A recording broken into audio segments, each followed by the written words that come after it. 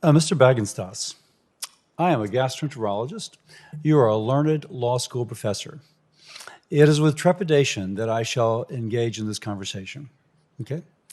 My colleagues and I worked for about 2.5 years to pass surprise billing legislation. And we finally got, on a bipartisan, bicameral basis last year, signed into law the No Surprises Act. And through this 2.5 years, we debated many approaches.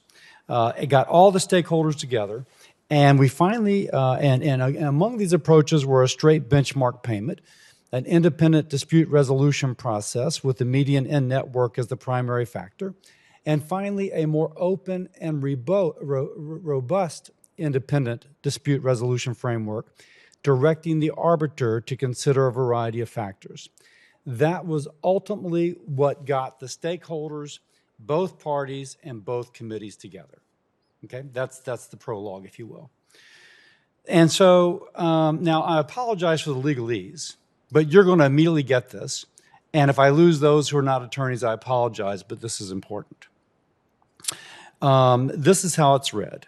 In determining which offer is the payment to be applied pursuant to this paragraph, the certified independent dispute resolution entity, with respect to the determination for a qualified IDR item or service, shall consider the qualifying payment amounts, or QPA, also known as the median in-network rate, and, subject to subparagraph D, information on any circumstance described in clause Romanet 2, such information as requested in subparagraph B, Romanet 1, Roman numeral 2, and any additional information provided in subparagraph B, Romanet 2. What's in clause 2? I'll read some of it. The provider's training and experience, the patient acuity and complexity, the demonstration of good faith efforts or lack thereof to enter into a network contract. I could go on. Clearly, it's an and. You shall consider the median and network rate and this. Now, this is how the interim rule reads. And imagine the steam coming out of my ears. Accordingly, the certified IDR entity must begin with the presumption that the QPA, the qualified payment, is the appropriate out-of-network rate for the qualified independent resolution item or service under consideration. It goes on to say, the certified IDR entity must select the offer closest to the QPA, etc.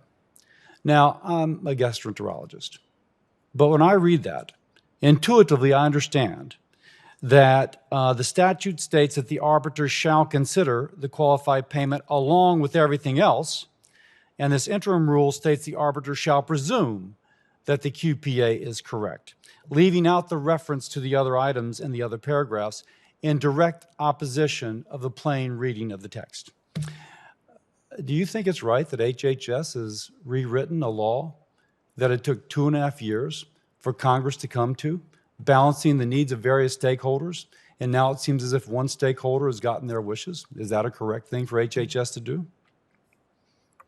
Thank you, Senator, for that question. And I will say I hesitate because it is clear that you are perhaps a better lawyer than me, but certainly a better lawyer than I am a gastroenterologist. And what I would say a couple of things. I mean, the No Surprises Act is an incredibly important piece of legislation that was agreed to on, as you say, a bipartisan basis. I think that is very important. It is a compromise. Both the Department of HHS as well as the Department of Labor, Department of Treasury, OPM, have under that statute been required to act under a very aggressive timeline set by Congress to put out interim final rules to implement the statute by the deadline of January. One very important aspect of these interim final rules is they are interim final rules with a request for public comment. Now, I'm told, though, that that's almost like this is going to be it. Yeah, you're going to get public comment, but this is a ship with inertia pushing it, and it's not going to be stopped by somebody saying, hey, wait a second, you're not going the way the law actually reads. So I say that just to challenge because, again, if I thought it would make a difference, I would be less frustrated. And here it seems as if it's not going to make a difference. It's merely a show.